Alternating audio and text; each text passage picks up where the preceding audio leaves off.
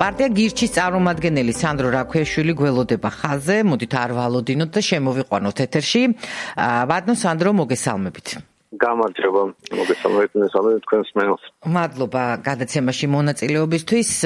სანამ ეთერში შემოხვიდოდით, მსმენელებს გავაცანი დღის მნიშვნელოვანი მოვლენები, საუბარი ამ პარტნიორულ ურთიერთობებზე ჩინეთთან, ასევე ამ აქტზე, რომელიც მოკლედ ამერიკის წარმომადგენელთა პალატამ დაამტკიცა, თუმცა ამ კანონპროექტზე, თუმცა სანამ ამაზე გადავალთ, მოკლედ გუშინ დღევანდელი ბრიფინგით მინდა დავიწყო პრემიერ-მინისტრის რომელმაც ისაუბრა ბიძინა ივანიშვილთან დაკავშირებით იმ საკითხზე და თქვენი პარტია მაგალითად გუშინ მოვისმინე დებატებისას გისმენდით, რომ აყენებს საკითხს ასე, რომ პერსონალურად ივანიშვილი უშლის ხელს ქვეყნის ინსტიტუციონალურად განვითარებას და ფაქტობრივად მისი არსებობა უშლის ხელს საქართველოს აღიქმებოდეს განვითარება დემოკრატიად დასავლეთის თვალში, ხო? ასეთი იყო დაახლოებით თქვენი მოსაზრება. დღევანდელი ბრიფინგით მიიღეთ თუ არა პასუხი პრემიერის განცხადებიდან თუ ძველ აზრზე რჩებით. გუშინაც იყო განმარტება პრემიერის მხრიდან, მაგრამ როგორც ჩანს, გახდა საჭირო, რომ მას დღეს კიდევ გაეკეთებინა განცხადება ამის თაობაზე. პირველ რიგში დავაზუსტებ მე გუშინ სპეციალურად ვწნიდი, რომ მე არ ვაყენებ ას განვიხილავ ამ შემთხვევაში ბიძიანიშვილს კარგი განზრახვები აქვს, სუდი აქვს, გასაგები რომ ბევრ ადამიანს ქვეყანაში მოსწონს მისი მმართველობა და ასე შემდეგ და საერთოდ არ შედივარ იმ დეტალებში, რომელიც დღეს კოლხიძე მელაპარაკა, რომ მე თვითონ აკეთებდა ივანიშვილს, რომ ასე იყოს. პრობლემა იმაში კი არ მდგომარეობს, რომ რაღაცას სუდად აკეთებს პირობითად, რა ვიცი, ჯანდაცვაში ან სადღაც რაღაც სფეროში. უბრალოდ რომც დაუშვათ, რომ ყველაფერი კარგად კეთდება, ქვეყანა რომელიც ერთ ადამიანზეა ჩამოკიდებული, ვერ გახდება ევროკავშირის წევრი. ეს იდეა ამ იდეით ახსნას ვთქვი, ანუ პრობლემა იმაში კი არის კონკრეტულად რა გაწმენდოს იყოს, მაგრამ ასე შეხედოთ, ხო შეიძლება რომ თუ ქვეყანა ერთი ადამიანის სურვილზეა ჩამოკიდებული, ხვალ რო სხვანაირად მოიქცეს, ხვალ რო რაღაც გარემოების გამო ადამიანმა შეცვალოს თავის დამოკიდებულება მიდგომები, ხო გასაგებია რომ მთელი ქვეყანა აირევა. და დემოკრატია და პოლიტიკური კონკურენცია იმიტომაც არსებობს, რომ ერთი ადამიანის სურვილებზე არ იყოს დამოკიდებული. შეიძლება ერთ ადამიანს შეცვალოს და უშუალოდ, მაგრამ ვიღაცები ამას აღწევენ. კი ბატონო, მესმის თქვენ რასაც ამბობთ, მაგრამ რამდენად იყო თქვენთვის მისაღები პასუხი, რომ ბიძინა ივანიშვილი ყველამ ვიცით, რომ ის არის საპატიო თავმჯდომარე, ხო, პარტიის, ანუ მისი რაღაც მოვალეობების ფარგლებში, რატო ფიქრობთ, რომ აჭარბებს, თქვათ, იმას, რასაც უნდა აკეთებდეს, იმაზე მეც იღებს თავის თავზე. ის არის საპატიო თავმჯდომარე და დღეს პრემიერ-მინისტრმა ეს ახსნა, რომ ზუსტად მის ფარგლებში მოქმედებს ბიძინა ივანიშვილი. ეს არ არის თქვენთვის დამაჯერებელი? იცით რა, ზოგადად პრეს-კონფერენცია რო ჩატარდა დღეს, უკვე კარგი მტკიცებულება ყველაფერი რასაც მე ვლაპარაკობდი. უბრალოდ აი წარმოუდგენელი იქნებოდა იგივე რაღაც მომხდარიყო რომელიმე ევროპულ ქვეყანაში. და წარმოგიდგენთ, პრემიერ-მინისტრი იყო პირველი ადამიანი, ანუ როგორც არ უნდა ატრიალოს, პირველი ადამიანია ქვეყანაში, ყველაზე დიდი ძალაუფლება აქვს. შეუძლებელია, რომ პარტიის სხვა ადამიანი იყოს თავმჯდომარე და პრემიერზე მაღლა იდგას. ეს უბრალოდ რაღაცა ნონსენსია რო დაფიქრდეთ თავის შინაარსებად. მაგალითად ინგლისში, იტალიაში, ან ნებისმიერ საპარლამენტო რესპუბლიკაში, როცა პარტია იმარჯვებს, მისი თავმჯდომარე ხდება პრემიერ-მინისტრი. იგულისხმება, რომ ის პირველი ადამიანია, ის იღებს ძალაუფლებას. ჩვენთან ძალაუფლება ერთ ადამიანს აქვს ნომინალურად და ფაქტობრივად მეორეს. და პრემიერ-მინისტრი გამოდის და დებატებში ბოლომდე ვერ მოუყევი ესაო და ეხლა კიდე ერთხელ ვიტყვიო, რომ ბიძიანიშვილი ძალიან მნიშვნელოვანია ჩვენთვის. და ეს არ არის სპეციალურობა იმისაც მომამბობდი, რომ სიამოვნებაში ის იღებს გასწლებას. როგორ იღებს ეხლა შეიძლება ჯერა რომ პრემიანებში არ ერევა, ვერ ჩაერეოდა და რაღაც უამრავი რაღაც შეიძლება არათუ პრემიერმა შეიძლება საკუთარ მინისტრს დამოკიდებულად გააკეთოს, მაგრამ ზუსტად საუბარი იმაში, რომ ყველა სტრატეგიული პრინციპული საკითხი გასაგებია რომ ხდება ივანიშვილის, რა ვიცი, ფარევით. და ამას თვითონ არ უარყოფენ. ანუ ხომ არ ფიქრობ და გაზვიადებულია, თქვათ იგივე ოპოზიციისა ეს მოსაზრება, რომ ყველაფერი ბიძინა ივანიშვილის ნება სურვილზეა. აი ეს დამოკიდებულება, იმიტომ რომ რაღაცა ისტორიას რო გადავავლოთ თვალი, ყოველთვის რაღაცა ერთ კონკრეტულ პირს ბრალდება, ან კარგი ან ცუდი, აი გამსახურდიას ბრალდებოდა ედუარდ ჩევარდნაძეს, მე სააკაშვილი იყო ყველაფერი, ეხლა თუ ყველაფერი სულის ჩამდგმელი ბიძინა ივანიშვილი, ან ყველაფერში დამნაშავე ის არის. აი პრობლემა რაშია? საზოგადოების აღქმება დათმებშია პრობლემა. თუ აი რა საზოგადოება მზად არის, რომ პასუხი მოსთხოვოს ხოლმე არა ცალკეულ ინსტიტუტებს, არამედ თქვა კონკრეტულ ადამიანებს, როგორ უყურებთ თქვენ ამას? აი გუშინ დებატებში არ მქონდა სხვა ხალხის კინკლაობის გამო დრო, იმიტომ რომ სწორი კითხვა დასვით. პრობლემა ბიზნესში ნამდვილად არის. იგივე შეიძლება მიხელ საკაცოზე. ასე არ კეთებენ ახლა საქართველოს წევრები ყველაფერს საკაცოს აბრალებენ, რამე რო რაღაც მოხდება მთელი ცატვის მართლობაზე. იგივე იყო შევარდნაძის შემთხვევაში, იგივე იყო ზვიადის შემთხვევაში. ეს არის ჩვენი მოსახლეობის ზოგადი პრობლემა, რომ ჩვენი მოსახლეობა ამდელად ეძებს და ამ რაღაც მეფეს ეძებს და მე ბუნებრივია პოლიტიკოსები ამაზე პასუხობენ. თორე ახლა ჩვენ მოსახლეობას რო არ უნდოდეს, რომ ერთი ადამიანი მათაძეს ქვეყანას, რავი, ალბათ სხვა გარემო გვექნებოდა და ამაში მოყვებით, რომ ზოგადად ჩვენი საზოგადოების პრობლემაა და ამიტომაც არის, რომ ჩვენ გვიჭირს ევროკავშირთან გაწევრიანება, თორემ აი ეს არის ცალკეული მართველის პერსონის შეფასება. ვიღაცას ერთი მოსწონს, ვიღაცას მეორეს, მაგრამ არც ერთი და არც მეორე არ გამოვა ეს. ძალიან საინტერესო იყო და დავასრულოთ მოდით ამ თემაზე საუბარი და სხვა თემებზეც გადავიდეთ. ძალიან საინტერესო იყო გუშინ პრემიერ-მინისტრის ერთი ფრაზა, რომელიც თქვენ გითხრათ, რას ითხოვდნენ, თქვათ ეს დასავლელი პარტნიორები დახურულ შეხვედრაზე, რომელსაც რაღაც ნაწილის თქვენ არ გჯერათ, მაგრამ დაუშვათ ასეა. მან თქვა, რომ ისინი ითხოვდნენ ბიძინა ივანიშვილის დაბრუნებასო ხელისუფლებაში, ზოგადად ამას გვეუბნებოდნენ, რომ თქვენ არ იცით რა უნდა გააკეთოთ და ამ ადამიანმა იცით რა. როდესაც ახლა საუბრობთ იმაზე, რომ დასავლეთისთვის მიუღებელია ერთპიროვნული რაღაცა ჩრდილოვანი მართველი და პრემიერი ამბობს, რომ ზუსტად ამას ითხოვდნენ, ცოტა დამაბნეველი ხომ არ არის, ანუ როგორ უყურებთ ამ საკითხს? პირველ რიგში ძალიან საინტერესო იყო ეს ნაწილი მართლაც, იმიტომ რომ გაირკვა, რომ ომში კი არ გვიწევდნენ, უბრალოდ ბიძინა შვილის გთხოვდნენ. არა, ეს სხვათა შორის მან თქვა, რომ ეს იყო სხვა შეხვედრაზე. ომში ჩართვის მოთხოვნაც იყო, მაგრამ იყო რამდენიმე შეხვედრა. ეს უკვე მე მგონი თვითონ ერაილ კობახიძე აიხსნა ამ ნაწილში, მაგრამ რომ გადავდოთ ეს თქვენ კითხვის პირდაპირ უპასუხოთ. საუდის არაბეთსაც ერთპიროვნული მართველი ყავს. და საუდის არაბეთი არის ამერიკელების მოკავშირე. ჩვენ იმაზე კი ასაუბრობთ, რომ ამერიკელებისთვის როგორც ასეთი ერთპიროვნული მმართველობა მიუღებელია ან ევროპელების, უბრალოდ ჩვენ ევროკავშირის წევრი ვერ გავხდებით, თორემ მოკავშირე შეიძლება ვიყოთ. თუ ჩვენი ერთპიროვნული მმართველი პროამერიკელი იქნება, შეიძლება გახდეს ის მოკავშირე ამერიკელების, მაგრამ აი ჩვენ თუ მათთან თანაბარი ურთიერთობა გვინდა, როგორც აი ერთი ოჯახის წევრებიო, ეს აი როგორც აი მართლა ოჯახი რო ავიღოთ, ერთია თორი ქმარი მოიყვანო და მეორე მაგალითად ბიზნეს პარტნიორი ყავდეს. ბიზნეს პარტნიორი შეიძლება ისეთი იყოს, რომელიც არ მოგწონს ვიზუალურად თუ ემოციურად, მაგრამ საქმე კონდეს და ვიღაცა შეიძლება ოჯახის წევრს ირჩევ, იქ სხვანაირ კრიტერიუმს გამოიყენებს. კი ბატონო, გასაგებია თქვენი მოსაზრება, მოდით გადავიდეთ. მთავარ და მნიშვნელოვანი თემა არის დღეს, რომ 3 წლის თავზე საქართველოს-ჩინეთის სტრატეგიული პარტნიორობის დეკლარაციის მიღებიდან დღეს განაცხადა ორმა ქვეყანამ, რომ რაღაცა ურთიერთობების გაღრმავებისკენ მიდიან და ყოვლისმომცველი სტრატეგიული პარტნიორობის ეტაპზე გადავდივართ და ეს ემთხვევა, ეს ამბავი ზუსტად შტატებში კონგრესის ქვედა პალატის წარმომადგენელთა მიერ საქართველოში რაღაცა ჩინეთისა და რუსეთის გავლენების საწინააღმდეგო კანონპროექტის მიღებას. ამ კანონპროექტზე მინდა გკითხოთ, რომლის ავტორიც არის ჯო უილსონი, დღეს ძალიან ბევრი კომენტარი გაკეთდა. რასთან გვაქვს ზოგადად საქმე, მაშინ როდესაც საქართველოს ადანაშაულებენ რაღაცა ჩინეთის მხარეს მზარდ ურთიერთობებში და ამასთანავე თავად ამერიკის შეერთებული შტატები ცდილობს ჩინეთთან ურთიერთობას და არა მხოლოდ ამერიკის შეერთებული შტატები, ყველა დასავლელი ლიდერი რა ვიცი დაეწყნენ და ჩადიან ჩინეთში. რასთან გვაქვს საქმე და თქვენ ზოგადად როგორ აფასებთ ამ კანონპროექტს? რა გავლენა შეიძლება ეს ამას კონდეს თუნდაც ქართულ საზოგადოებაში? მე ზოგადად სერიოზულად ვერ ვაფასებ და ამიტომ მე არ მაქვს ამ სერიოზული შეფასება იმის რაც ის აკეთებს. მე სხვადასხვა ვაშინგტონში ვიზიტის დროს მქონდა შესაძლებლობა მის თანამშრომლებთან საკმაოდ ხანგრძლივი საუბარი მქონდა და კი კარგი ახალგაზრდა გულანთებული ხალხი იყო, მაგრამ ძალიან რბილად ვთქვათ უცნაური წარმოდგენების საქართველოს. ამიტომ მე არ მგონია რომ ამ სერიოზულად უნდა მივუძღეთ ამას. შეიძლება ვიღაც სხვა ხალხი რო თუ არიან ჩართულები ამაში და ასე შემდეგ რაღაც ამისგან გამოვიდეს საბოლოო ჯამში. გამოვიდეს იმ გაგებით რომ რაღაც რევოლუცია ბოლომდე მიიღონ, მაგრამ და მე ალბათ თუ სენატი გაიარა იგივე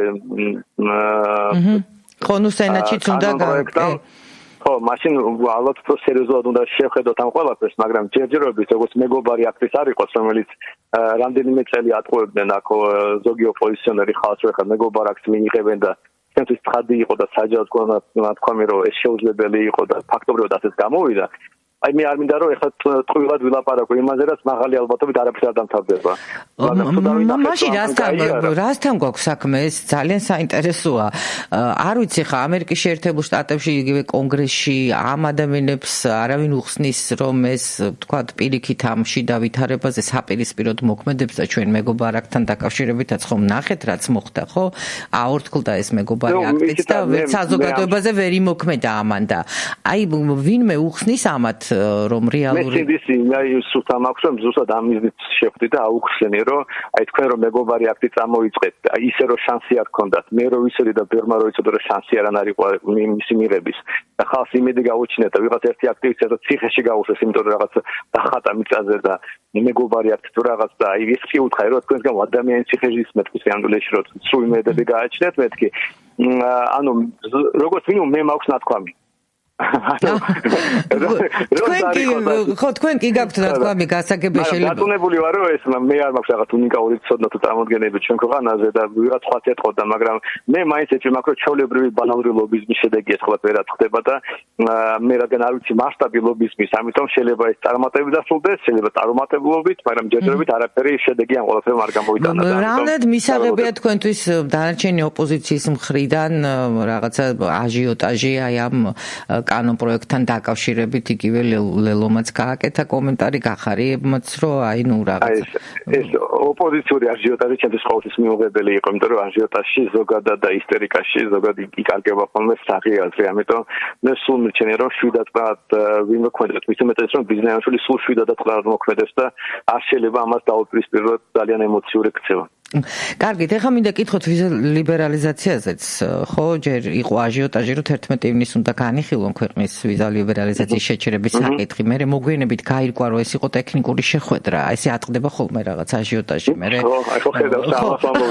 მე თუ კარგად ჩავიხედავთ იგივე ჟურნალისტებიც, არ ვიცი, მე მედიასაც ვადანაშაულებ კოლეგებსაც ამაში და მე თუ ჩავიხედავთ კარგად, მე აღმოჩნდება, რომ ტექნიკური შეხვედრაა და არ ღირდა აჟიოტაჟად, სადაც თქვა დიპლომატიურ პასპორტებზე დაწესებული შეზღუდვების საკითხია განსახილველი და უბრალოდ ინფორმაცია მოსასმენი. ზოგადად, როგორი იმუშავა, რა შედეგები ჰქონდა, აი თუნდაც დიპლომატიურ პასპორტებზე დაწესებულ სავიზო შეზღუდვებს, რა მიიღო ევროკავშირმა და შედეგი და უბრალოდ აი ხმაური, აი რა მიიღო და გუშინ სხვადასხვა მოვისმინეთ ასევე, რის გამო აქვთ შეჩერებული იგივე დიპლომატიური პასპორტების მქონე ადამიანებს სავიზო შეზღუდვა რის გამო აქვთ იმის გამო რომ ისინი თურმე რაღაცა მართლწესრიგს არღვევენ ევროპაში.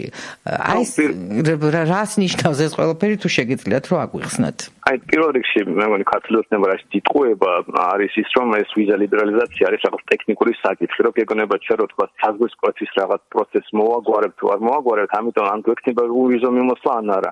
აი მარტივით ეს გუშინაც უთხარი და თქვენს რომ თქვენს რომელსაც აუხსნა აი ჩრდილოეთ კორეამ რო რეადმისიის კანონი მიიღოს და ბიომეტრიული პასპორტები გამოუშვას.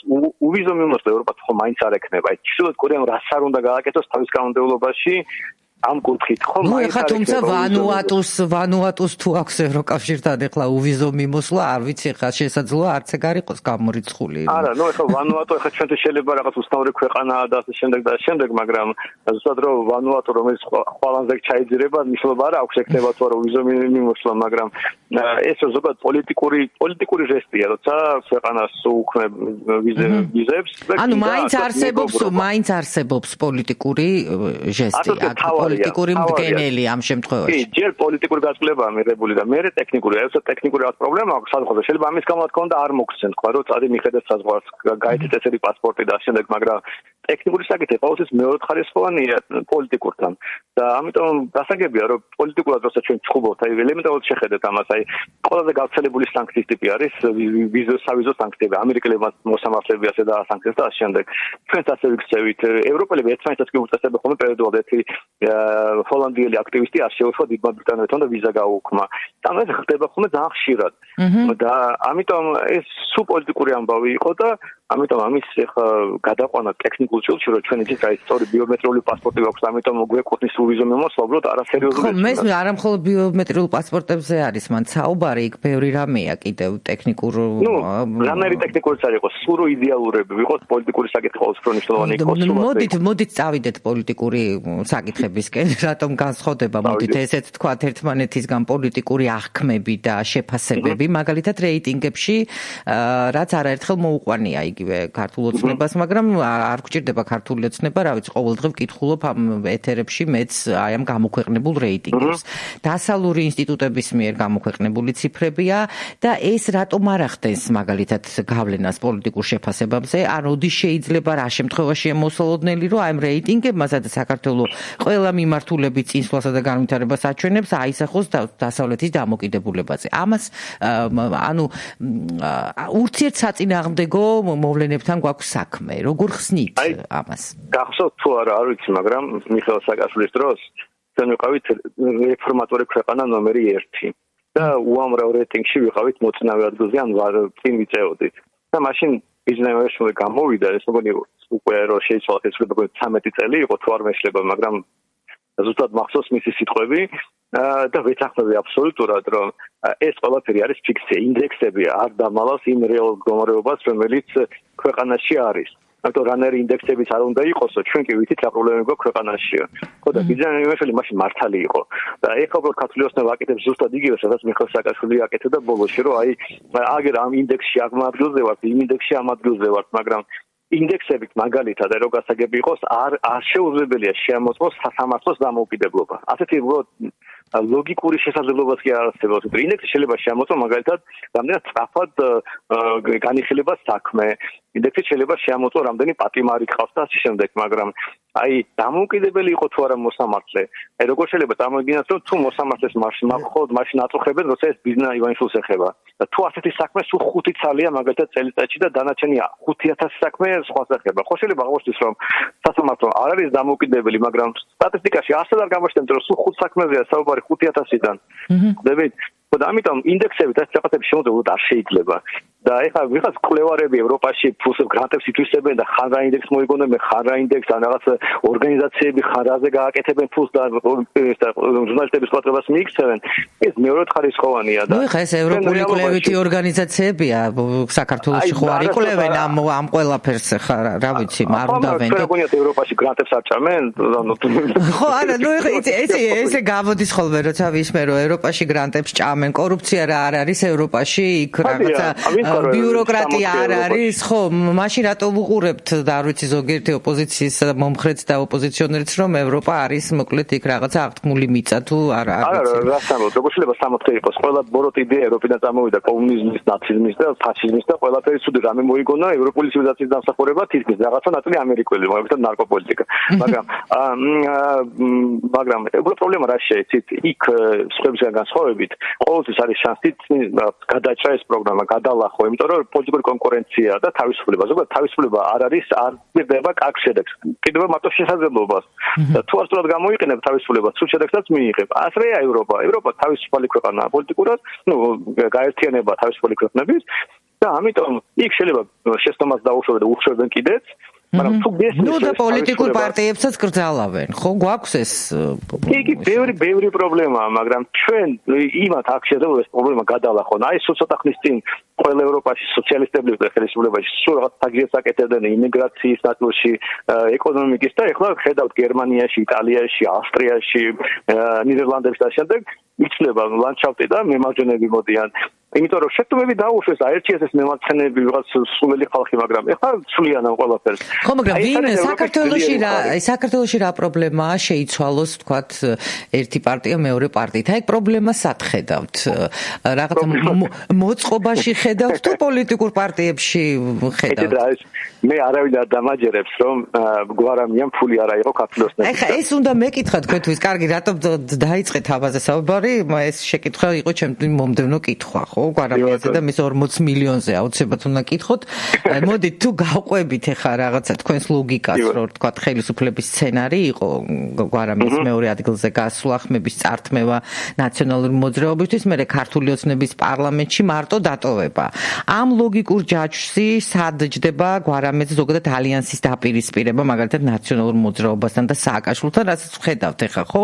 ბუნებრივია ეს დაპირისპირება თუ ამას რამე სიკეთის მოდანა შეუძლია მე ქართული ოცნებისთვის, არ ვიცი. აი, მოდით თქვენ ლოგიკიდან გამომდინარე, აი ამას როგორ უყურებთ ახლა დღევანდელ? ხედოთ, ასე რაც უნდა მე ხა შეიძლება არ მომწონდეს ეს გარემო, მაგრამ ფაქტია, რომ ბიზნესის თავარი ოპონენტი ჩვენ ქვეყანაში მიხეილ სააკაშვილია. და გასაგებია რომ მხოლოდ მიხეილ სააკაშვილს აქვს ისეთი უკვდავი რეიტინგი თქვათ რომ აი თავი რო გაიგიჟოს მაინც ეს 14% აიღებს ყველა შემთხვევაში.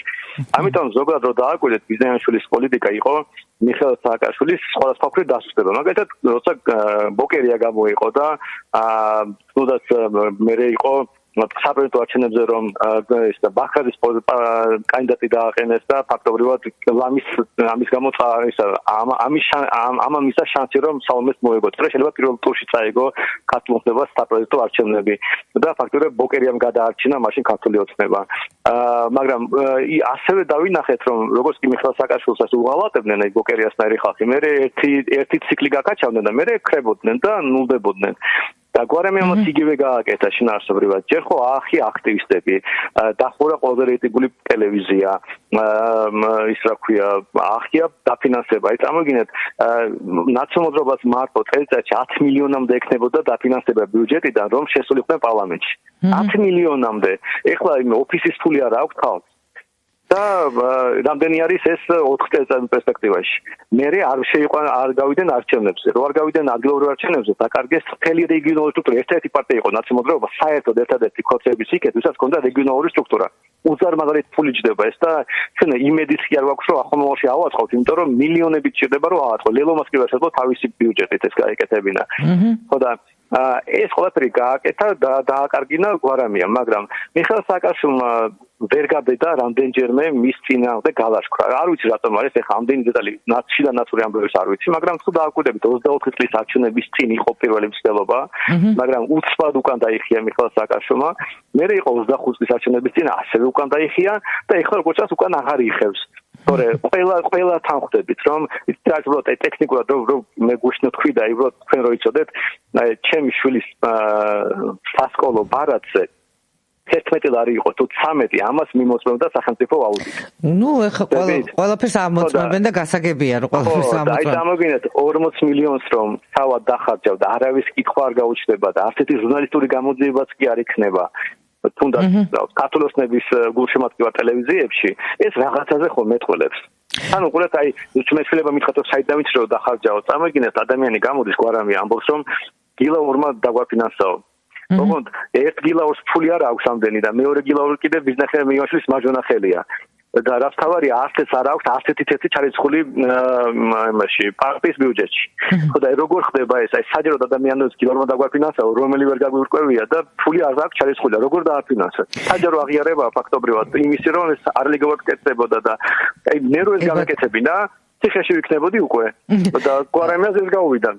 კარგით, მინდა კითხოთ ორი სიტყვით ამ ალიანსთან დაკავშირებითაც კი. ხო, და აი ალიანსი იმიტომაც იშლება დაიშალა როგორც ხდები და კიდევ კარგი, რომ მიხეილ სააკაშვილმა გაბედა და ბოლომდე ასე ვთქვათ მიაწვა ამ ამბავს, თორე არავის ეს ეჭვი არ ეპარება, რომ გვარამიამ ქოსებისგან ფული აიღო, უბრალოდ მოცემულობა, ნუ შეიძლება თავიდან ეჭვი ქონდა ასეთი რაღაც ვარაუდობდით და რაღაც მომენტში ყველაფერი გაიგო. მოკლედ თქვენ ბოლომდე ამ ვერსიას აწვევით, კი ბატონო.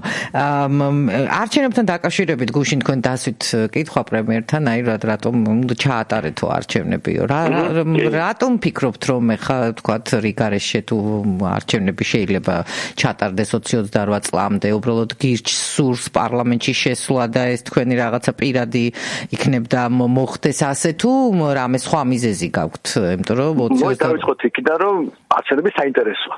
ნუ საინტერესო რადგან არის ხა ყოველ წელს ხომ არ ჩავატარებთ არჩევნებს. რატომაც არა, მაგალითად, ვიცი, ისრაელში იყო რომ მეგონი წელიწადში ორ არჩევნებს ატარებდნენ. არანაირი პრობლემა არის. ზოგადად საპარლამენტო რესპუბლიკაში ნორმალური ამბავია ვადამდელი არჩევნები. საპრეზიდენტო რესპუბლიკაში იშვიათად ხდება ხოლმე, საპარლამენტოში ეს ჩვეულებრივი ამბავია, როცა გარე მოიცვლება ინგლისში ნახეთ ძალიან ხშირად ტარდება ხოლმე ვადამდელი არჩევნები და ასე შემდეგ. ეს ნორმალური ამბავია. მაგრამ ბუნებრივია პირადი ინტერესის გვაქვს იმ დროს, რა თქმა უნდა, პარლამენტში არ ვარ და არჩევნები ასრულებად ჩატარდება, მით უკეთესი, მით უფრო მაღალია შანსი, რომ პარლამენტში აღმოჩნდებით. მოდით ეს ვიწრო პარტიული და პირადი ინტერესები თავსახად არის და ამას მე ჩავთვალე რომ არის ეს პირადი ინტერესი. კი ბატონო, თქვენც აღიარებთ, ხო? ცხადია ეს ყველაფერი, ამაში მეგონი არაფერი, მაგრამ უფრო ფართოსროთაც შევხედოთ, აი პარლამენტი არ გვაქვს, ფიქცია პარლამენტი. ეხლა გახარების იქ რაღაც კრივ-წივილი დესტრიგი არაფერს არ წყვეტს. ისინი რომ ყველა გენიოსი იყოს 6 კაცით რამდენი არიან, არაფერს ვერ შეცვლის. მაგრამ აი 61 დეპუტატი რო ყოფილიყო იქ ოპოზიციიდან, თუნდაც ისეთი კვალიფიციური არა როგორც ჩვენ, მაგალითად, საბოდიაში მაინც დიდი წინააღმდეგობა იქნებოდა. ქართულოცნება 300 კანონს დაცხერებული წესი ვერ მიიღებდა. ხო, მაგრამ ეს არ არის ქართული ოცნების ბრალი, არის? არ შევიდა ოპოზიცია, არ შევიდა 40 მილიონი. მანდ მივდივართ, რომ ამაში გადაეხა და გუშინ პასუხიც გქონდათ, თუ ეხლა ოპოზიცია დაშალა, მან რა ქვია, ნიკა გვარამიამო და მე კიდე უბიძგა, რომ ეს პარტიები არ შესული გაგცეთ პასუხი ოპონენტმა იქ ვინც გეჭდათ რომ მგონი მართვის მოწმობაც კი აღარ უნდა მისე ამ ოპოზიციას არათუ ეხლა ხელისუფლებაში მოვიდება. არა მე გეთახმებით მე მიგვი საერთოდ ჩვენი მოსახლეობა რატომ აძლევს მაგათ ხმას, მაგრამ მე გეტყვით უბრალოდ რომ მე პირადად ნანახი მაქვს როგორ ბულინგდებოდა ბოკერიას ხედავ მაგათად ლელო. აი უბრალოდ ნანახი მაქვს ეს და არ დავასახელებ ვით და როგორ, მაგრამ მე ვიცი რომ კი ეს ხალხი ემორჩილება ბულინგს ჩვეულებრივად. ჩვენ ერთ-ერთი პარტია ვართ, რომელიც სულ ფეხზე კიდია ვიღაცის ბულინგი და ჩვენ ამბობს ვაწვევით, მაგრამ არ არის ასე სამწუხაროდ და ისეთი პარტიებია, რომელსაც აღელებს რომ აი რა სიტყვიან ტევე პირველზე, ან რა ვიცი, თავარ ახსე რა სიტყობდნენ ადრე და რა ვქნა ეხლა ჩემი რა ბრალია რომ ისინი ასეთი ხალხია, იმიტომაც გასაგები იყო რომ გვარამიას ეს ბულინგი წავიდა, თორემ მე ნანობდა ხალხი გვარამიას პარტიის წევრების კი რომ გამოიხდნენ რომ ახალგაზრდები რომ გავიდნენ, ხო ფაქტობრივად აღიარეს რომ ისინი არ ეთანხმებოდნენ მანდატების დათმობას, მაგრამ ხო ვერ გაუძლეს ამ თნებს და ასეთი მაგალითები ცრამდენია და ერთიარად საჯარო ცნობილია და მე კიდე იმდენი ვიცი რამდენი არ არის საჯარო ცნობილი და მე დარწმუნებული ვარ რომ ჩვეულებრივი ბულინგის ამბავი იყო გამბედა და ეს არის ხო ერთადერთი არჩევანი, ხო ბატონო სანდრო, ოპოზიცია მუდმივად, ესე იგი აცხადებს პროტესტს პარლამენტში შესვლაზე, არის სულ გამიშვი გამატარე ყველა არჩევნების შემდეგ და ასე შემდეგ. კი. სამწუხაროდ ჩვენი ქართული ხალხის პრობლემაა რომ ამას ასე ვთქვათ უჭერს ხარს და რაღაცას, მაგრამ რაც არ უნდა იყოს ამ შემთხვევაში 24 წელს ეს ნამდვილად პროვოცირებული იყო. არავინ არ თხოვდა, არაფერი მართლმსაჯულება არ იყო გაყალბების. აი ყველა პარლამენტში აპირებდა შესვლას ფაქტობრივად ემზადებოდნენ. ჩვენ გვაწყობდა, მე ისე რომ გასაგები იყოს. ჩვენ გვაწყობს რაც მოხდა. ჩვენ არ ვიყავით პარლამენტში და ისინი რომ შესულიყვნენ პარლამენტში, მოძღვეშობა პარლამენტში იქნებოდა და დიდი უპირატესობა იქნებოდა თულშიც, ყურადღებაშიც, საშედეგობებშიც. ფაქტორი ჩვენ დაგვეხმარა მთელი ოპოზიცია, რომ ჩვენ გაგვათანაბრა მაგათთან. კი ბატონო. ხო, მაგრამ სერიოზულად რო შეხედო, ეხლა არა ჩემი პარტიული ინტერესები და მე მაწყობ რაც გააკეთეს. ბიჟები არიან, მაგრამ გააკეთეს რაც არის ეგ არის, მაგრამ რო შეხედოთ, ეხლა 61 დეპუტატი რო ყავს, მარტო მათი ხელფასები გადათვალეთ თვეში, მე ფაქტების დაფინანსება, საბჭოთა დაფინანსება, იცით რა მხოლოდ რესურსები თქვენს უარი? უბრალოდ არ შეიძლება არანაირი საღიაზის დონეზე გააკეთო, გარდა იმისა, რომ ვიღაცა ან მოსყიდული უნდა იყოს, ან ბულინგის პრობლემა. ერთი წუთი გურჩება, შეიძლება გაგვეთიშოს, მაგრამ გადმოგირეკავთ და მინდა მოვასწრო ბოლოს დაგისვათ კითხვა, თქვათ არჩევნებთან დაკავშირებით, რა მოცემულობა აქვს ოპოზიციას? აი არჩევნები რომ ჩატარდეს, ხა გასაგებია რომ ქართული ოცნების პოზიციები საკმაოდ მაღალია ეხლა აი ამ წუთას, ხო? მე არ ვიცი გირჩს არ გულისხმობ მთლად, მაგრამ ჩემი ძალიან სუბიექტური მოსაზრებაა, რომ იმაზე უარეს შედეგს მიიღებს ოპოზიცია. ოპოზიციას ყველაზე კარგი შედეგი ჰქონდა ეს 61 მანდატი. არა პრობლემა ამას ვერ ხედავ, მე იმიტომაც შეთავაზე რა გიყობახეთ არჩევნები, რომ თუ დარწმუნებულია რომ გაიმარჯვებს და მე უჩვევ რომ შეიძლება უფრო მეტი მანდატებიც მიიღონ, პირიქით რატომაც არა, იმიტომ რომ არჩევნების არსი მარტო იმაში კი არის რომ მაინდა-მაინც ვიღაცა უნდა წააგოს და ხელისუფლება შეიცვალოს. არჩევნების არსი მდგომარეობს რომ ახალი მანდატი მიიღო, ახლიდან რესტარტი გაუკეთო პოლიტიკურ ცხოვრებას. ინგლისში დახშად არჩევნებს იმიტომ ნიშნავენ რომ მათ გუნდს უნდა უფრო მეტი ხმა მიიღოს. ამიტომ ეს ძალიან ბუნებრივი ამბავია. მე გასაგებია მოლოდინი მაქვს რომ უკეთეს შედეგს დავდებ, მაგრამ მე შემიძლია დაგითანხმოთ კიდეც რომ შეიძლება საბოლოოში ქართულ ოცნება მოიგოს და ზუსტად ამიტომაც დანიშნავს თუ არ ეშინია და თუ უკეთესად გონია თავი რას კარგავს გამოაცხადონ არჩევნები აი ექნება 83 მანდატიდან 95 კი ბატონო მაგრამ ეს სხვა პოლიტიკური თამაში დაიწყება და ბევრად უფრო ლეგიტიმური ვიდრე ეხლა კი ბატონო ჩვენ დრო ამოიწურა უნდა დაგემშვიდობოთ დიდი მადლობა ჩართვისთვის მადლობა წარმატებებს გისურვებთ სანდრო რაქვიაშვილი გირჩის პარტია გირჩის წარმომადგენელი იყო რეკლამაზე გავდივართ ახლა და არ გადართოთ დაგიბრუნდებით რეკლამა აუცილებელია